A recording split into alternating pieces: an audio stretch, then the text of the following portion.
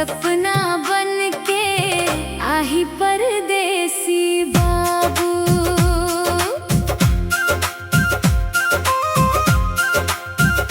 दिल के डोरी धीरे धीरे तोर संग बंध गेरे, मोर सजना मोर हम जोली तोर माया मन रंग गेरे। कांडे केला के छेला बाबू, आही परदेसी बाबू।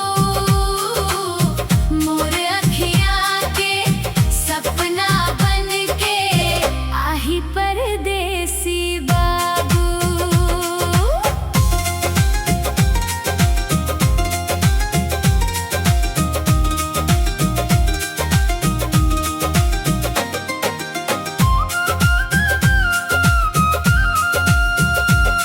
जब ले तोला देखे वसंगी चैन मोर उड़ गे, मोर मन के सुना आंगन मन प्रेम के फूल खिल गे। चंदा जैसे मुस्कान तोर गजब जादू चलाए, तोर नाव सुनते ही ये मोर धक धक करे समाए। नदियाँ बहते धीरे धीरे माया बहता है संग, तोर बिना अब लागे नहीं ये जिंदगी के कोनो रंग। कांडे केला के छेला बाबू, आही परदेसी बाबू। मोर